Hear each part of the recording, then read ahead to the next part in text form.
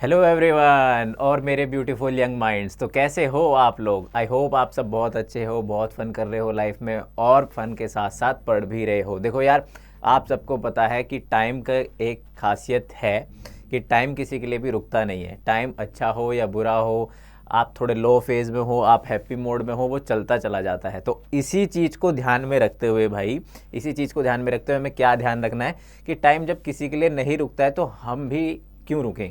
हम भी क्यों रुके कहने का मतलब ये है कि हमें भी डेली डेली कुछ ना कुछ पढ़ते रहना चाहिए, कुछ ना कुछ लर्न करते रहना चाहिए, कुछ ना कुछ ग्रो करते रहना चाहिए। अब जो गलती हमने ऑलरेडी कर दी है टर्म वन में, वो दोबारा नहीं करनी है टर्म टू में। और हमें क्या करना है, हमें डेली कुछ ना कुछ पढ़ना है। डेली अपना जो टर्म टू के एग्ज़ाम हैं, जो अपने आने वाले एग्ज़ाम्स के बोर्ड्स के एग्ज़ाम है 10th के लिए, उसके लिए ग्रो करते जाना है। तो जैसे कि सब बच्चों, मैं आपका अपना फिजिक्स बड़ी नितिन आर्य फ्रॉम एनसीईआरटी एक्सप्रेस आपके लिए लेके आता हूँ एक ऐसी लेक्चर सीरीज़, जिस लेक्चर सीरीज़ में हम आपको पहले बेसिक्स से टॉपिक कवर कराते हैं। टॉपिक कवर कराने के साथ में एंड में उसमें एक क्वेश्चन होता है, और जैसे ही 2 या 3 क्वेश्चन हो जाते हैं, जैसे ही 2 या 3 टॉपिक्स हो जाते हैं, तो एक पर्टिकुलर क्वेश्चन का लेक्चर वीडियो मिलता है। तो ये काफ़ी इंपॉर्टेंट लेक्चर वीडियो है। ये लेक्चर नंबर 7 है इलेक्ट्रिसिटी का। तो अगर आपने अभी तक नहीं देखा है तो सबसे पहले जाइए, बेसिक से बेसिक और रियल एग्जाम्पल और प्रैक्टिकल एग्जाम्पल्स देके आपको समझाया गया है कि इलेक्ट्रिसिटी के जो कंसेप्ट्स हैं, इलेक्ट्रिक करंट क्या होता है, पोटेंशियल क्या होता है, ओम्स लॉ क्या होता है, रेजिस्टेंस क्या होता है, एंड देन इनके ऊपर क्वेश्चन। तो आपको लेक्चर 6 ऑलरेडी मिल चुके हैं, ये है लेक्चर नंबर 7। काफ़ी इंपॉर्टेंट है। Important questions on Ohm's law आपको मिलने वाले हैं, रेजिस्टेंस पे मिलने वाले हैं, और मैं लिख के दे सकता हूं कि इन पर्टिकुलर क्वेश्चंस में से आपके बोर्ड में एक या एक से ज़्यादा या दो से ज़्यादा क्वेश्चंस आपको मिलने ही वाले हैं। तो अगर अभी तक भी आपने हमारा चैनल गो थ्रू नहीं किया है एनसीईआरटी एक्सप्रेस, तो सबसे पहले उसको क्या कीजिए बच्चा लोग, सब्सक्राइब कीजिए। अगर आपको कंटेंट अच्छा लगता है तो लाइक कीजिए। आपको कोई भी सजेशन है, कोई भी एडवाइस है, तो सबसे पहले क्या कीजिए, कमेंट कीजिए। तो देखो, मेरा ये पर्सनल क्राइटेरिया है कि जो भी मैं लेक्चर स्टार्ट करता हूँ, तो जो प्रीवियस वाला क्वेश्चन मैंने दिया था उससे स्टार्ट करता हूँ कि उसका आंसर एक्यूरेट बता दूँ, उसका जो बिल्कुल करेक्ट आंसर है वो समझा दूँ, और कैसे हमें गो थ्रू करना है वो मैं बता दूँ। तो अभी आपको देखने को मिलेगा कि ये जो लेक्चर नंबर 7 है, इसे स्टार्ट करने से पहले मैं आपको समझाता हूँ कि जो मैंने लेक्चर नंबर 6 पे छोड़ा था लास्ट टाइम। तो लेक्चर नंबर 6 पे हमने यहाँ पे आपका ख़त्म किया था कि लेक्चर नंबर 6 में क्या क्वेश्चन बताया था बच्चा मैंने आपको, कि एक वायर है गिवन मटेरियल का, having a length L and area of cross section से A has a resistance of 4 ampere. कि लेंथ L दी गई है उस वाले क्वेश्चन में, area of cross section A दिया है, और 4 एम्पियर बोल रहा हूँ। देखो, इसी तरीके से गलती होती है आप सबसे भी कि यूनिट्स याद नहीं रहती हैं। और 4 ओमेगा मेरा रेजिस्टेंस दिया गया है। कितना दिया गया है? 4 omega. What would be the resistance of another wire of the same material. Material same है। मटेरियल सेम है का मतलब है कि जैसे मैंने आपको लेक्चर 6 में बताया था कि रेजिस्टिविटी सेम होगी। मटेरियल सेम है और लेंथ को हाफ कर दिया गया है। लेंथ क्या कर दिया है दूसरे केस में? लेंथ कर दी है L/2 और एरिया को कर दिया है ट्वाइस। तो जो नया रेजिस्टेंस मेरा बन के आएगा, जो मेरा नया रेजिस्टेंस यहाँ से मिलेगा मुझे उस नए रेजिस्टेंस की वैल्यू बतानी है।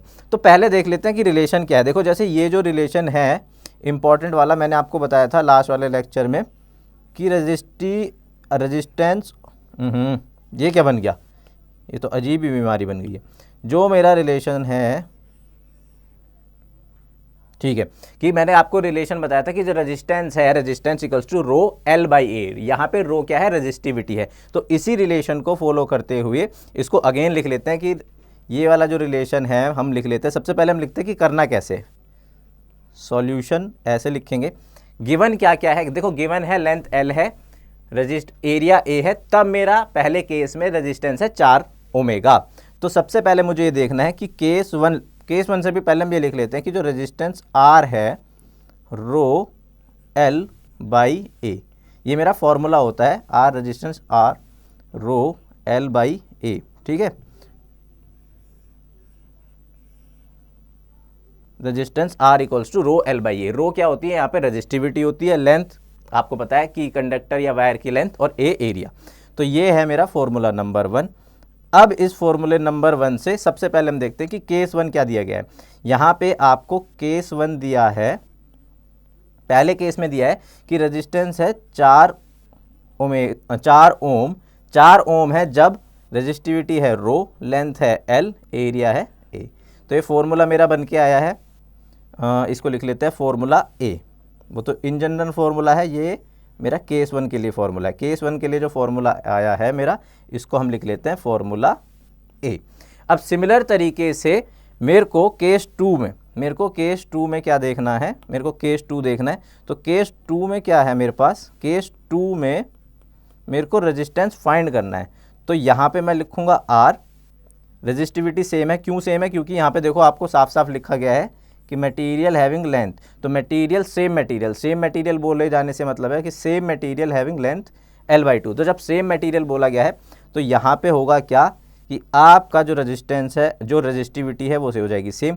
लेंथ को क्या किया है, इनटू लेंथ को कर दिया है हाफ L/2, और एरिया को क्या कर दिया है, इनटू 1/2A। तो अगर अब इस फॉर्मूले, अब देख लेते हैं इस वाले फॉर्मूले जो ये केस 2 के लिए बन के आया है मेरा, ठीक है। अब फॉर्मूले ए और फॉर्मूले बी को आप कंपेयर करो, ठीक है, या फिर ऐसे भी कर सकते हो कि डिवाइड कर दो। फॉर्मूले ए को फॉर्मूले बी से जब डिवाइड कर दोगे तो क्या बन के आएगा, देखो रो से रो कट जाएगा, लेंथ से लेंथ कट जाएगा, और एरिया से एरिया कट जाएगा। तो बचेगा क्या मेरा कि अगर मैं फॉर्मूले ए को डिवाइड कर दूं 4 ओम अपॉन आर इक्वल्स टू, देखो एरिया, रेजिस्टिविटी से रेजिस्टिविटी यहाँ पे कैंसिल आउट हो जाएगी, लेंथ से लेंथ, एरिया से एरिया, और यहाँ पे बचेगा मेरा 4/1। 4/1 बचेगा। आप इसको कैलकुलेट करके देख सकते हो। तो यहाँ पे जो मेरा रेजिस्टेंस आने वाला है, जब क्रॉस मल्टीप्लाई करेंगे इसकी इधर इसकी इधर, तो ये 4 से 4 कैंसिल आउट हो जाएगा। तो रेजिस्टेंस यहाँ पे क्या आने वाला है, 1 ओमेगा। तो एक्चुअल जो वैल्यू आएगी इन दोनों को कैलकुलेट करके, वो क्या आएगी, 1 ओमेगा। तो आपको क्या देखने को मिल रहा है कि आपको ये देखने को मिल रहा है कि जब हम लेंथ को हाफ कर देते हैं और एरिया को ट्वाइस कर देते हैं, जो पहले वाला रेजिस्टेंस है उसका 4 टाइम्स हो जाता है। और आपको इसी वाले बी फॉर्मूले से ही पता चल जाते हैं। तो जो मैंने प्रीवियस क्वेश्चन दिया था लेक्चर नंबर 6 में, तो जिस बच्चे ने भी ये कमेंट किया कि जो न्यू रेजिस्टेंस है वो 1 ओमेगा है, वो बिल्कुल एक्यूरेट आंसर है। उसको सॉल्व कैसे करना है मैंने आपको ये समझा दिया है। अब आ जाते हैं अपने लेटेस्ट लेक्चर पे, जो आज का लेक्चर है। आज का लेक्चर क्या है कि आज का लेक्चर काफ़ी इंपॉर्टेंट है, important question on Ohm's law, और यह है लेक्चर नंबर 6। काफ़ी इंपॉर्टेंट है, काफ़ी इंटरेक्टिव, और इसमें जो आपको क्वेश्चन मिलेंगे, मैं 100% गारंटी दे सकता हूँ कि ऐसे क्वेश्चन मिलेंगे कि आपके टर्म 2 में बोर्ड में 2 या 3 क्वेश्चन इस पर्टिकुलर क्वेश्चन में से आने वाले हैं। तो देखिए क्या क्वेश्चन है, 1 बाई 1 गो थ्रू करते हैं और साथ में मिलकर सॉल्व करते हैं। और कैसे सॉल्व करना है, क्या अप्रोच होती है, वो मैं आपको समझाऊंगा। जैसे कि हमें पता है सब्जेक्टिव पेपर है, तो सब्जेक्टिव पेपर में क्या अप्रोच रखनी है उसको ध्यान में रखते हुए इन क्वेश्चंस को हमें करना है। तो देखो सबसे पहला क्वेश्चन क्या है कि a current of 5 amperes flows through a wire whose ends are at a potential difference of 3 volts, calculate the resistance of the wire. तो ये तो सबसे सिंपल क्वेश्चन है। इसमें जो वैल्यूज गिवन है उनको लिख लेते हैं कि 5 एम्पियर का करंट फ्लो हो रहा है और पोटेंशियल डिफरेंस है 3 वोल्ट, और पूछा क्या गया है, calculate the resistance of the wire, कि एक वायर है उसमें 5 एम्पियर का करंट फ्लो हो रहा है और जो बैटरी लगाई गई है, जो पोटेंशियल डिफरेंस है वो कितने का है, 3 वोल्ट का है। तो मुझे क्या फाइंड आउट करना है, मुझे फाइंड आउट करना है रेजिस्टेंस ऑफ द वायर। तो सबसे पहले हमें कैसे अप्रोच करनी है क्वेश्चन की, वो आप समझो। सबसे पहले हम लिखेंगे सॉल्यूशन। सॉल्यूशन लिखने के बाद या आंसर लिखने के बाद गिवन चीज़ें देखो सबसे पहले लिखनी है, देन फॉर्मूला लिखना है। तो गिवन में क्या है हमारे पास, current I equals to 5 ampere, potential difference V equals to 3 volt, ठीक है। We know formula. अब सबसे पहले ये लिखोगे, उसके बाद लिख सकते हो, या उसके बाद लिखना है आपको, लिख सकते हो कि आपको लिखना ही है कि using Ohm's law,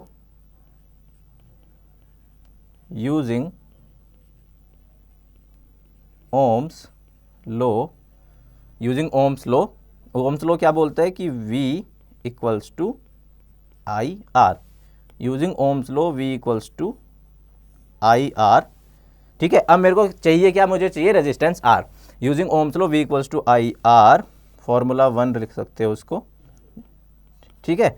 resistance R equals to V upon I, using Ohm's law V equals to I R, जो रेजिस्टेंस है V इक्वल्स टू आई, तो यहाँ पे कितना आ जाएगा, 3 वोल्ट अपॉन 5 एम्पियर, और इसको आप कैलकुलेट करके मेरे को कमेंट सेक्शन में बताओगे, क्योंकि अब इसमें मैथ्स है बस, अब इसमें आपको जस्ट डिवाइड करना है, मैंने आपको सॉल्व करके बता दिया है। तो इस पर्टिकुलर क्वेश्चन का जो एक्चुअल वैल्यू आएगी वो आप मेरे को बताओगे, और इसको क्या लिख सकते हैं, डॉट डॉट डॉट ओमेगा, क्योंकि आपको पता है कि इसको हम ओमेगा की फॉर्म में लिखते हैं।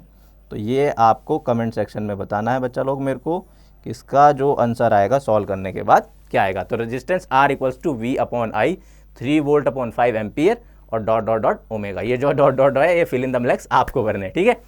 जैसे हम करते थे ना स्मॉलर क्लासेस में कि फिल इन द ब्लैंक्स, अब भी आते हैं 1 वर्ड वाले क्वेश्चन या MCQ क्वेश्चन, बट 6th में 7th में 8th में हमेशा आते थे कि आपके फिल इन द ब्लैंक्स आते थे, इंग्लिश में, साइंस में, और कभी कभी मैथ्स में भी आ जाते थे। तो उसी तरीके से है, आपको रेजिस्टेंस फाइंड आउट करके बताना है कि इसकी वैल्यू क्या आएगी, ठीक। तो ऐसे मेरे को क्वेश्चन अप्रोच करनी है, मेरे को जब भी सब्जेक्टिव क्वेश्चन मिले।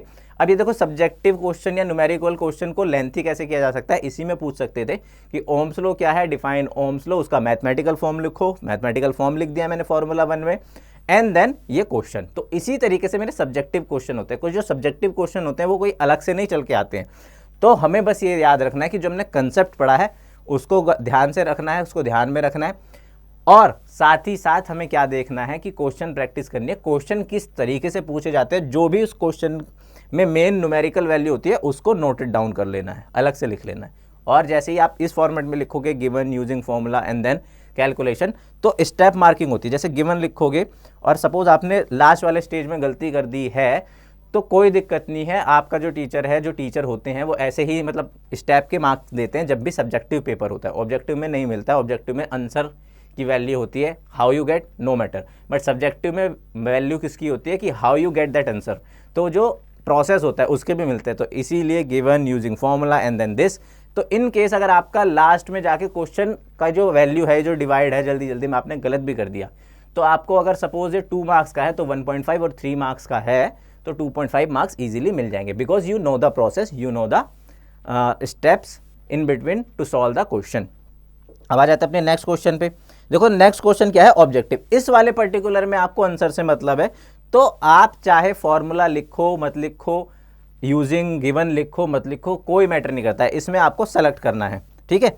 तो इसमें देखो क्या समझाया गया, क्या पूछा गया, again a potential difference of 20 volt applied across the ends of a resistance, कि 20 वोल्ट का जो पोटेंशियल डिफरेंस है वो अप्लाई किया गया, कहाँ अप्लाई किया गया, applied across the ends of a resistance of 5 ओम, ठीक है। What current will flow in the resistance. अब यहाँ पे पूछा गया है, यहाँ पे करंट पूछा गया है, तो सेम वही प्रोसेस है। मेरे को क्या करना है कि मैं आपको समझाने के लिए लिख रहा हूँ, अगर आपको पता है, आपको ये फॉर्मूला अब तक रट चुके हो मेरे थ्रू या कहीं से भी खुद से क्वेश्चन प्रैक्टिस करके, तो जरूरी नहीं है लिखो, बट एक मैं प्रोसेस समझाने के लिए आपको लिख देता हूँ कि अगेन इसमें देखो क्या है कि गिवन लिखते हैं सबसे पहले, कि गिवन है, इसका लिखने का एक प्लस पॉइंट ये है बच्चा कि जब भी आप ऐसे लिखोगे, तो जब भी आप लिखोगे तो ये आपकी हैबिट में आ जाएगा।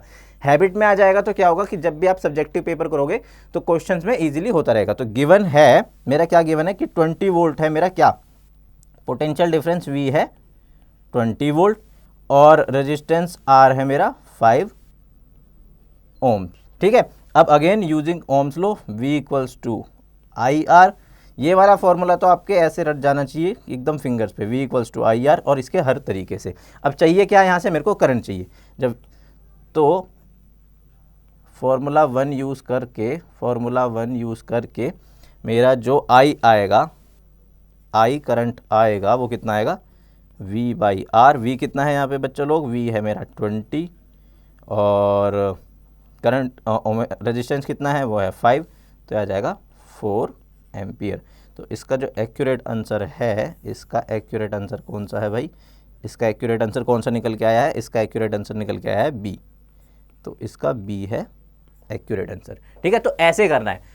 ऑब्वियसली ऑब्जेक्टिव है तो आपको थोड़ा स्पीड अप करना है, क्योंकि आपके जो ऑब्जेक्टिव क्वेश्चन है इनको फटाफट करके सब्जेक्टिव में ज़्यादा टाइम देना है। तो अगेन V गिवन है, R गिवन है, V equals to IR use करेंगे, फॉर्मूला 1 यूज़ करेंगे, एंड I निकाल लेंगे फटाक से फुर, ठीक है। अब आ जाते हैं अपने नेक्स्ट क्वेश्चन पे। अब देखो नेक्स्ट क्वेश्चन में हमें टाइम देना है, क्यों, क्योंकि वो है सब्जेक्टिव, प्रॉपर सब्जेक्टिव है। इसको मैंने छोटा रखा है यहाँ पे कि ज़्यादा घुच्चड़ पुच्चड़ ना, इसको और भी लेंथी कर सकते हैं, अगर इसमें ऐसे ही प्रीवियस वाला न्यूमेरिकल ऐड ऑन कर दूँ मैं। तो व्हाट इज ओम्स लॉ, सबसे पहले उसको डिफाइन करना है। Explain how it is use to define the unit of resistance. तो इसमें प्रॉपर लिखना है। अब देखो लिखने के तरीका क्या है, मैं आपको अगेन समझा देता हूँ कि वही सॉल्यूशन या आंसर वो लिखो सबसे पहले, ठीक है। सॉल्यूशन लिखने के बाद अब उसने पूछा है व्हाट इज ओम्स लॉ, तो आपको प्रॉपर डेफिनेशन देनी है। प्रॉपर डेफिनेशन क्या है, it states that the potential difference V across a wire is directly proportional to the current flowing in the wire और इन अ मटेरियल, ठीक है। तो वो डेफिनेशन आपको देनी है। वो डेफिनेशन आप, चलो मैं लिख देता हूं आपके लिए कि स्टेटमेंट्स या Ohm's law state that Ohm's law states that the potential difference, मैं PD लिख रहा हूँ, PD का मतलब है यहाँ पे potential difference. Ohm's law states that the potential difference V across the wire or a metal or a material across the wire is directly proportional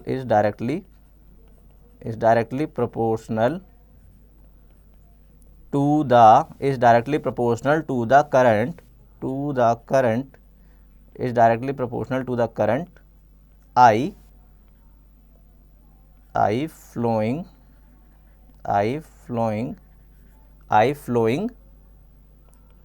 in the wire, that is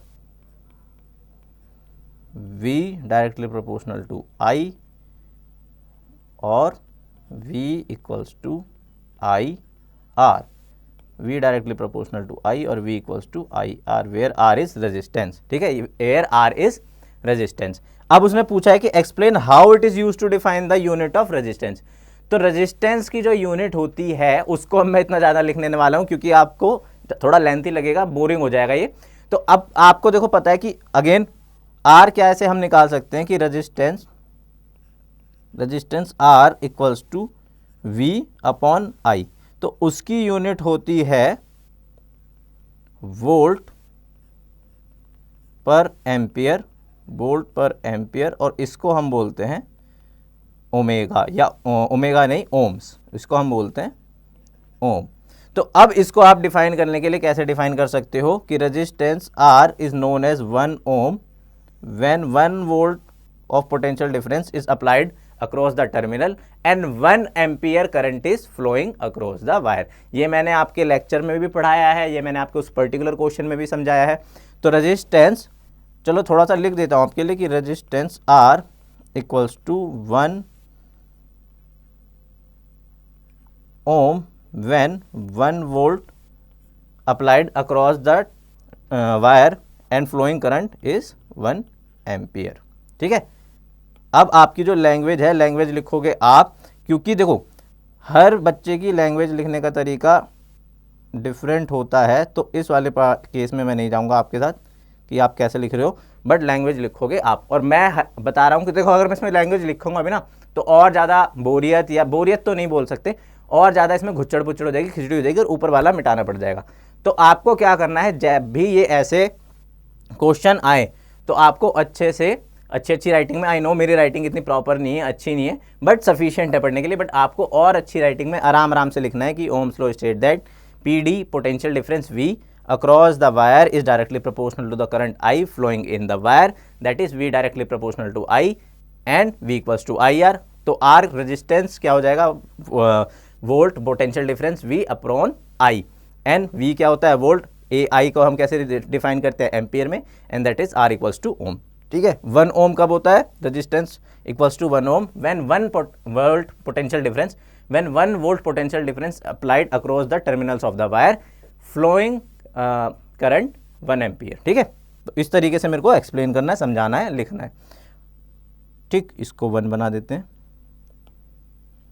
इसको 1 और ये भी मेरा 1 है, ठीक है। अब आ जाते हैं अपने नेक्स्ट क्वेश्चन पे, ठीक है भाई। चलो देखो नेक्स्ट क्वेश्चन अगेन क्या है कि define the unit of resistance, what happens the resistance as the conductor is made thin. तो अभी मैंने आपको डिफाइन कर दिया है कि यूनिट ऑफ रेजिस्टेंस कैसे आते हैं। यूनिट ऑफ रेजिस्टेंस इज 1 ओम या ओम, यूनिट ऑफ रेजिस्टेंस इज ओम। 1 ओम कितना होता है कि when 1 volt potential difference apply across the wire across the terminal of a conductor material and it flows 1 ampere current, तो उसको हम बोलते हैं 1 ओम। अब इसमें जो नेक्स्ट क्वेश्चन है वो है important, what happens to the resistance as the conductor is made thinner. अगर मैं कंडक्टर का, जो मेरा कंडक्टर है, जो मेरा मटेरियल है, जो मेरा कंडक्टर है, जो मेरा वायर है, उसे थिन कर दूं, थिन कहने का मतलब है पतला कर दूं, पतला कहने का मतलब है उसका एरिया कम कर दूं, तो क्या होगा। तो इस पर्टिकुलर क्वेश्चन के लिए मैंने ये वाला क्वेश्चन ऐड ऑन किया, और ये इस टाइप के क्वेश्चन्स काफ़ी पूछे जाते हैं, सब्जेक्टिव में काफ़ी पूछे जाएंगे। इसको भी सब्जेक्टिव में लॉन्ग बनाया जा सकता है कि कैसे, define Ohm's law, right the physical formula of Ohm's law and define the unit of resistance and what happens to the resistance as the conductor is made thinner, ठीक है। या फिर define on which factor resistance depend, या on which 3 factors resistance depend of a material of a conductor of a wire। तो इस तरीके से lengthy question बनाए जाते हैं, छोटे छोटे क्वेश्चन मिक्स करके। तो अभी हम इस वाले पर्टिकुलर क्वेश्चन पे फोकस करते हैं। तो इसके हमें कैसे लिखना है, देखो सॉल्यूशन सेम वही कि यूनिट ऑफ रेजिस्टेंस इज 1 ओम। तो सबसे पहले उसने बोला है कि यूनिट डिफाइन करनी है, तो हमें पता है कि 1 ohm equals to 1 volt upon 1 ampere, 1 volt upon 1 ampere, 1 volt upon 1 ampere, ये होती है मेरी 1 ओम की। इसको डिफाइन कैसे कर सकते हैं प्रॉपर वर्ड्स में, मैंने आपको पीछे वाले क्वेश्चन में भी बताया, थ्योरी वाले में भी बताया, अगेन बता देता हूँ। इसमें मैं पर्टिकुलर लिख इसलिए नहीं रहा बच्चा लोग, क्योंकि अगला जो क्वेश्चन है उसको लिखना, उसको समझाना मेन है। ये आपको थ्योरी में बता दिया गया है ऑलरेडी, तो आप वहाँ से कवर कर सकते हो, ठीक है। कि 1 ओम इज डिफाइंड, कि unit of resistance is 1 ohm is defined as when 1 volt potential difference applied across a wire, applied across a material, applied across a conductor and it flows 1 ampere current, तो उसको हम बोलते हैं 1 ओम। अब होता क्या है रेजिस्टेंस, जब कैसे क्या होता है रेजिस्टेंस में जब कंडक्टर को थिन कर दिया जाता है। अब देखो जो फैक्टर्स होते हैं, सबसे पहले वो लिख लेते हैं कि फैक्टर्स या रेजिस्टेंस कैसे कैसे डिपेंड करता है फैक्टर्स पे। देखो रेजिस्टेंस जो है वो डायरेक्टली प्रोपोर्शनल होता है लेंथ पे, और रेजिस्टेंस इन्वर्सली प्रोपोर्शनल होता है एरिया पे, ये हमने आपको बताया था। और इक्वेशन 1 और 2 को, इक्वेशन 1 और इक्वेशन 2 को जब हम कंबाइन करते हैं तो हमें मिलता है resistance directly proportional to length upon area. और इसको भी जब हम सॉल्व आउट करेंगे तो हमें क्या मिलेगा कि resistance R equals to rho L upon A. ये हमने फॉर्मूला पढ़ा है, resistance R equals to rho L by, ठीक है, resistance R equals to rho L by A, ये हमने फॉर्मूला पढ़ा है, resistance R equals to rho L by A. अब वो बोल रहा है कि अगर मैं थिन कर दूं, तो थिन कहने का मतलब उसका ये है कि सपोज मेरा पहले वाला जो वायर है, जो मेरा पहला वायर है वो क्या है, थिक है। थिक कहने का मतलब बड़ा है, उसका जो एरिया है वो ज़्यादा है, ठीक है। जो पहला वायर है, मतलब जो पहले केस में वायर है, इसका एरिया ये है, ठीक है, ये इसका एरिया है, बड़ा है, आपको दिख ही रहा है यहाँ पे साफ साफ, ठीक है, कि ये जो है मेरा एरिया है, तो ये एरिया क्या है, बड़ा है। अब अगर इस वायर को वो थिन करेगा, थिन करने का मतलब है इसको पतला करेगा, मतलब एरिया कम करेगा इसका। थिन करने का मतलब है कि इसका ये जो एरिया है, ठीक है, इसका जो एरिया है उसको कम करना है, और एरिया कम होगा तो क्या होगा, यहाँ पे थिन करने का मतलब बस इजीली वो समझना है, थिन का मतलब क्या होता है। थिन का मतलब होता है कि ये जो एरिया है मेरा, ये जो एरिया है बच्चा लोग मेरा ए, ये कम है। देखो आपको साफ साफ देखने को मिल रहा है कि इस वाले पर्टिकुलर का एरिया, क्योंकि सिलेंडर है तो सिलेंडर का एरिया होता है लेंथ पाई आर स्क्वायर, मतलब ये पूरा पाई आर स्क्वायर इंटू एल, ठीक है, मतलब 2 पाई आर स्क्वायर प्लस एस, ये जो एरिया है, मतलब ये एरिया कवर करना होता है हमें, तो ये पर्टिकुलर चीज़, ठीक, ये जो इसमें दिख रहा है डॉटेड, ये डॉटेड लाइन या फिर ये जो मैंने लाइंस ड्रॉ की हैं, तो आपको साफ साफ दिख रहा है कि उस वाले जो ऊपर वाला केस 1 है, इसको लिख ही देते हैं, जो 1 है और जो 2 है, वायर 1 का एरिया ज़्यादा है, वायर 2 का एरिया कम है। तो इसी तरीके से उसका कहने का मतलब है, उसके बताने का, समझाने का मतलब ये है कि जब थिन कर दूंगा मैं, मतलब जब मैं अपना जो वायर है उसका एरिया कम कर दूंगा तो क्या होगा। अब आपको साफ साफ देखने को मिल रहा है कि अगर मैं फॉर्मूला बी लिख दूं इसको, या फिर फॉर्मूला बी ही लिख देते हैं कि अगर मैं इसको फॉर्मूला बी लिख दूं तो फॉर्मूला बी में मेरे को साफ देखने को मिल रहा है कि जब मैं एरिया को घटाऊंगा तो क्या होगा, मेरा रेजिस्टेंस बढ़ेगा। कैसे बढ़ेगा, क्योंकि ये डिवाइड में है। अब आप ऐसे देखो कि अगर मैं जो मेरा डिवाइड में, अगर मैं 5 से डिवाइड करूंगा किसी चीज़ को, 5 पार्ट्स में डिवाइड करूंगा किसी चीज़ को, तो वो छोटे पीसेस में कन्वर्ट होगा। अगर सिर्फ 2 में ही करूंगा तो बढ़ेगा। तो इसी तरीके से इस फॉर्मूले को लिख के उसको क्या लिखना है कि एज वी नो दैट, इसको लिखना कैसे है प्रॉपर लैंग्वेज में कि as we know resistance R directly proportional to length, resistance R inversely proportional to area, and when we make our conductor thinner, it means area is decreases. That is why resistance R is increases.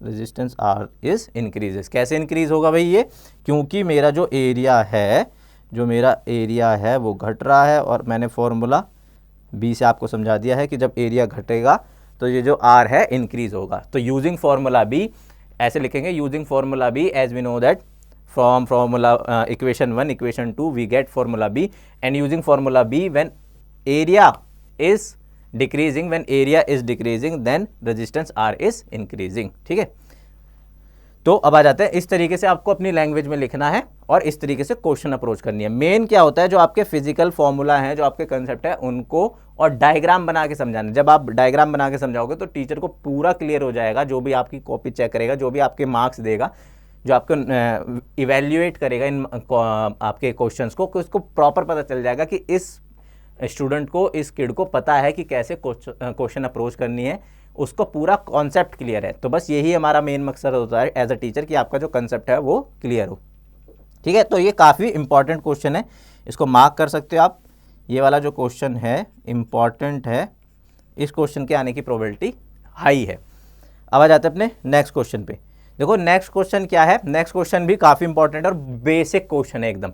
तो इसको आप पढ़ते हैं, इसको हम समझाते हैं कि what is general name of substance having infinitely high, कि बहुत ज़्यादा हाई और बहुत ज़्यादा लो इलेक्ट्रिकल रेजिस्टेंस। तो ये वाला जो कंसेप्ट है, ये जो क्वेश्चन है, पर्टिकुलर क्वेश्चन जो है, ये भी काफ़ी इम्पॉर्टेंट है। ये भी क्या है, इम्पॉर्टेंट क्वेश्चन है, क्योंकि ये जो क्वेश्चन है 1 मार्क और 2 मार्क या जो शॉर्ट क्वेश्चन है उनकी कैटेगरी में सबसे ज़्यादा पूछे जाने वाला क्वेश्चन है। तो इसको कैसे सॉल्व करना है, देखो अभी वो नेम बताने हैं कि ऐसे जनरल नेम बताने हैं सब्सटेंस के जिनका बहुत ज़्यादा रेजिस्टेंस हो और जिनका बहुत कम हो। अब देखो रेजिस्टेंस क्या है, जब मैंने आपको रेजिस्टेंस का ओरिजिन समझाया था तो रेजिस्टेंस के ओरिजिन में एक बात बताई थी कि रेजिस्टेंस क्या है, रिफ्लेक्टेंस या रेजिस्ट करना। तो ऐसे मटेरियल जो बहुत ज़्यादा फ्लो ऑफ इलेक्ट्रॉन्स को रोक देते हैं, ठीक है, वो बताने हैं, और ऐसे मटेरियल जो बहुत ज़्यादा फ्लो को होने देते हैं। जो बहुत ज़्यादा फ्लो को होने देंगे इजीली, तो उसमें क्या होगा, रेजिस्टेंस बहुत कम हो जाएगा, और जो बहुत ज़्यादा फ्लो को रोकेंगे, रेजिस्ट करेंगे, उनको हम बोलेंगे उनको हम क्या बोलेंगे, हाई रेजिस्टेंस। तो इसको आप सिंपली, वैसे तो अगर समझो, पढ़ो, थ्योरी से पढ़ के समझ के, तो अगर मैं सीधे सीधे नाम बताने चाहूँ तो सीधे सीधे नाम क्या होते हैं कि सब्सटेंस हैविंग हाई रेजिस्टेंस। सबसे पहले लिखते हैं हाई रेजिस्टेंस, कि सब्सटेंस, पहले नाम लिख देता हूँ फिर थोड़ा सा इस पर डिस्कशन करते हैं। सब्सटेंस हैविंग इनफाइनाइटली, ये जो वर्ड है इसके कहने का मतलब है, अभी बता देता हूँ मैं आपको, इनफाइनाइटली जो ये वर्ड है, इनफाइनाइटली हाई रेजिस्टेंस। इनफाइनाइटली कहने का मतलब होता है कि 10 की पावर 8 और 9, मतलब इतनी ज़्यादा हाई रेजिस्टेंस है। अगर आप सोचो कि आपके पास 1 रुपीज़ है या 1 कॉइन है, तो जो सामने वाला पर्सन है उसके पास 10 की पावर 8, 10 की पावर 8 मीन्स 10 करोड़ या 10 अरब रुपए हैं। तो उसके रेफरेंस में 10 करोड़ या 10 अरब के रेफरेंस में आपके पास तो कुछ भी नहीं है। इस वर्ड को बोलते हैं इनफाइनाइटली हाई, मीन्स बहुत ज़्यादा लार्ज। या ऐसे भी समझ सकते हो कि आपके पास एक पानी का लोटा है या बाल्टी है और आप समुद्र के पास खड़े हो, तो समुद्र के किनारे पे जब खड़े हो तो आपके पास क्या है, जो पानी है वो बहुत ज़्यादा लो है, इनफाइनाइटली लो है, और जो समुद्र के पास पानी है वो इनफाइनाइटली ज़्यादा है, बहुत बहुत ज़्यादा है। तो जो इनफाइनाइटली हाई रेजिस्टेंस है वो कौन कौन से होते हैं, वुड, प्लास्टिक, रबर, ठीक है, वुड, प्लास्टिक, रबर, और उसने पूछा है जनरल नेम, और इनका जनरल नेम होता है रजिस्टर। नहीं, इनका जनरल नेम रजिस्टर नहीं होता, कंफ्यूज करा रहे हो खुद भी। इनका जनरल नेम होता है इंसुलेटर। इंसुलेटर बोलते हैं इन्हें। क्यों? ये कहाँ से आता है वर्ड इंसुलेटर्स? इनका जनरल नेम होता है बच्चा लोग insulator. Insulators are those, insulator वो होते हैं, insulator are those materials, those substance which resist the flow of current. Insulator बोलते हैं उनको जो करंट के फ्लो को रजिस्ट कर देते हैं। आपने देखा है कि लकड़ी में से तो नहीं बहता है करंट, प्लास्टिक में से भी नहीं करंट फ्लो होता है, रबर में से भी करंट फ्लो होते हैं, ऐसे बहुत सारे हैं, पॉलीथीन, वर्ड पॉलीथीन भी होता है, बहुत सारे हैं जो जिनमें से करंट फ्लो नहीं होता है, तो उनको हम बोलते हैं resistor. Similarly substance having infinitely low, अब यहाँ पे बस सीधा सीधा वही लिखना है, जो इनफाइनाइटली लो होते हैं, infinitely low, infinitely low resistance, infinitely low resistance, मतलब कि वो, उनको हम बोलते हैं कंडक्टर। पहले अब मैं बता देता हूं कि उनको बोलते क्या है, उनको बोलते हैं कंडक्टर्स। कंडक्टर्स बोलते हैं उनको, बेसिकली उनको हम बोलते हैं कंडक्टर्स। और उनके एग्जाम्पल आपको सबको पता है, आयरन, कॉपर और एल्यूमिनियम, ठीक है। तो लिख देता हूँ, चलो कौन कौन से होते हैं, आयरन, कॉपर, एल्यूमिनियम में डबल एल आता है क्या? नहीं, इसको रहने देते हैं। सुन लो बस, क्योंकि मैं गलत वर्ड नहीं लिखना चाह रहा हूँ। आयरन, एल्यूमिनियम, कॉपर और भी बहुत सारे होते हैं, ठीक है। तो इनफाइनाइटली लो और इनफाइनाइटली हाई में आपने डिफरेंस समझा है कि आप सपोज ऐसे समझो कि रिवर के साइड में खड़े हो या ओशन के साइड में खड़े हो और आपके पास एक बकेट वाटर है, तो जो सामने वाटर है, रिवर पे वाटर है, जो ओशन पे वाटर है, बहुत ज़्यादा है। तो ऐसे सब्सटेंस जिनके पास बहुत ज़्यादा रेजिस्टेंस होता है, जो फ्लो ही नहीं होने देते हैं इलेक्ट्रिक करंट को, उनको बोलते हैं इंसुलेटर। एग्जाम्पल है वुड, प्लास्टिक, रबर। ऐसे सब्सटेंस जो बहुत कम रेजिस्टेंस रखते हैं, उनको बोलते हैं कंडक्टर्स, आयरन, कॉपर, एल्यूमिनियम, ठीक है। अब आ जाते हैं अपने नेक्स्ट क्वेश्चन पे, अपने फाइनल क्वेश्चन पे। An electric room heater draws a current of 24 ampere from the 120 volt supply line. Means एक इलेक्ट्रिक हीटर है, वो 24 एम्पियर का करंट फ्लो करता है। कब करता है? जब उसके पास 120 वोल्ट सप्लाई लाइन है, मतलब 120 वोल्ट की बैटरी है, पोटेंशियल डिफरेंस है। कितना करंट फ्लो होगा हीटर से जब कनेक्टेड होगा वो 240 वोल्ट की सप्लाई से?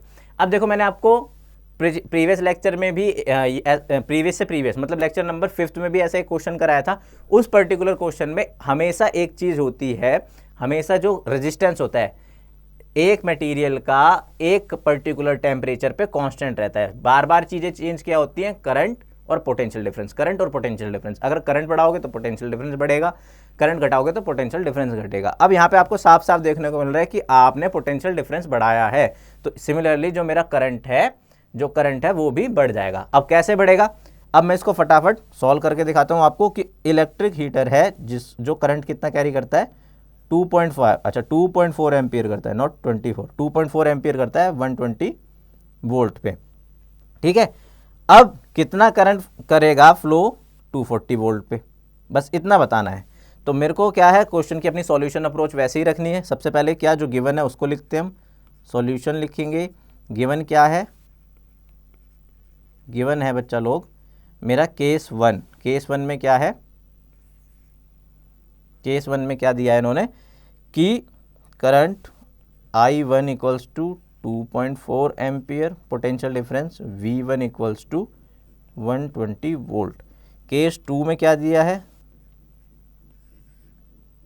केस 2 में मेरे को I2 फाइंड करना है, केस 2 में I2 फाइंड करना है, और V2 है मेरे पास, कितना है V2 मेरे पास? 240 वोल्ट। अब देखो, हम अब तक ओम्स लॉ पढ़ते आ रहे हैं और आपको पता है ओम्स लॉ से ही होगा ये। तो ओम्स लॉ यूज करके सबसे पहले मेरे को रेजिस्टेंस फाइंड करना है। जब मेरे पास रेजिस्टेंस होगा तो उसको पर्टिकुलर केस 2 में रख लेना है, यूज कर लेना है। तो यहाँ पे लिख लेते हैं कि using Ohm's law, using Ohm's law V equals to I R, using Ohm's law V equals to IR। यहाँ से सबसे पहले R निकाल लेंगे, और देखो ना इसमें मटेरियल चेंज किया गया है ना इसमें टेम्परेचर चेंज किया गया है, तो रेजिस्टेंस हीटर का, इलेक्ट्रिक हीटर का सेम रहने वाला है।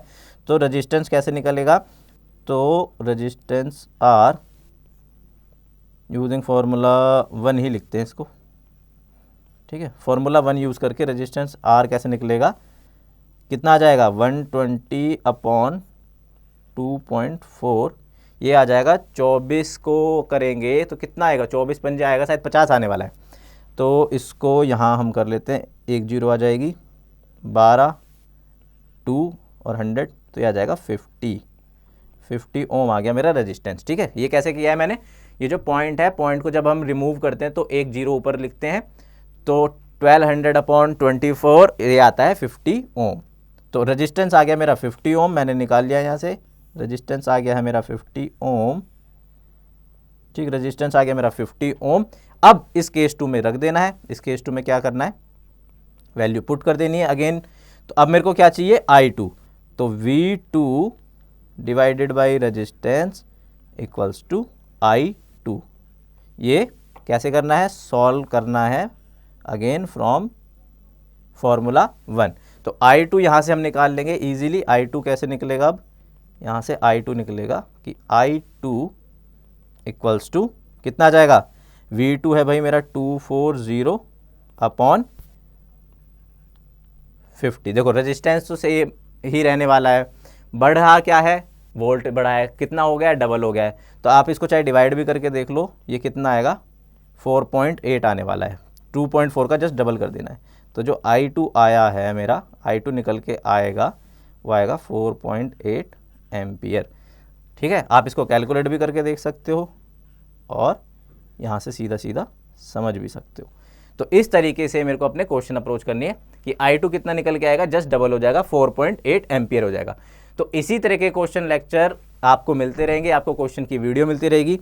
आपको अभी क्या करना है कि जो भी मैंने समझाया है, जितने भी ये क्वेश्चन समझाए हैं कैसे अप्रोच करने हैं, ये आपको प्रैक्टिस करनी है। जैसे जैसे मैंने आपको लिख के समझाया है वैसे वैसे बताना है। अगेन ये जो क्वेश्चन है ये सारे के सारे इंपॉर्टेंट है, बट जो मोस्ट इंपॉर्टेंट है, जैसे कि ये तो आते ही रहते हैं ओम्स लॉ में, ये वाला भी काफ़ी इंपॉर्टेंट है, ठीक है। ये वाला जो पर्टिकुलर क्वेश्चन है, क्वेश्चन नंबर 3, क्वेश्चन नंबर 4 और question number 5 and then question number 6, ये जो क्वेश्चन है इनमें से एक ना एक क्वेश्चन आपको 102% मिलेगा बोर्ड के एग्जाम में। तो इसी तरह के क्वेश्चन प्रैक्टिस करते रहने के लिए हमारे साथ बने रहिए। NCERT एक्सप्रेस चैनल को सब्सक्राइब कीजिए। अगर अब तक आपने सब्सक्राइब नहीं किया है तो सबसे पहले क्या कीजिए, अभी लेक्चर के बीच में जाके सब्सक्राइब कीजिए, लाइक कीजिए अगर आपको अच्छा लगता है कंटेंट। अगर आपको कोई भी सजेशन है, कोई भी एडवाइस है, कोई भी डाउट है, तो फ्री होके, बिना किसी भी झिझक के, डर के कि कोई भी कि सर क्या बोलेंगे कि यार इतना इजी सा क्वेश्चन पूछ लिया है, या कोई और बच्चा क्या कमेंट करेगा, वो सब चीज़ छोड़ के भूल जाओ और अपने फोकस रखो कि हमें जो अपना कंसेप्ट है वो क्लियर करना है ज़्यादा से ज़्यादा। तो मैं नितिन आर्य फ्रॉम NCERT एक्सप्रेस अभी के लिए करता हूँ साइन ऑफ। सभी को नमस्ते, सलाम, नमस्कार। ऐसे ही हमने एक्साइटिंग लेक्चर लेके आपके लिए आते रहेंगे। और मज़े की बात इसमें ये है कि हमारा टारगेट ये है कि हम मिड मार्च तक, एंड वीक ऑफ मार्च तक आपका ऐसा कोर्स ख़त्म करा दें, देन सिर्फ और सिर्फ आपकी क्वेश्चन प्रैक्टिस कराएं और आपके टर्म 2 में 95% से ज़्यादा लाने की गारंटी हमारी। इसी के साथ साथ ये जो लेक्चर्स है आपको हमारे टेलीग्राम चैनल पे भी मिलते रहेंगे। तो इसी के डिस्क्रिप्शन लिंक में आपको हमारा टेलीग्राम का चैनल भी मिल जाएगा, तो उसको ज़रूर ज्वाइन कीजिए। उसमें आपके क्विज के क्वेश्चंस, आपके पेपर क्वेश्चन, आपके प्रैक्टिस क्वेश्चन पेपर आपको सब मिलेगा। और सिर्फ क्वेश्चंस और कंटेंट ही नहीं, हमारा फैक्ट ऑफ द डे, जो इंटरेस्टिंग फैक्ट्स हैं, जो कंसेप्ट हैं और जो क्वेश्चंस हैं, वो सब के साथ साथ मिलेगा। तो आपको क्या करना है, सबसे पहले इस चैनल को सब्सक्राइब करना है, लाइक करना है, शेयर करना है और हमारे साथ बने रहना है। ओके बच्चा लोग, बाय बाय।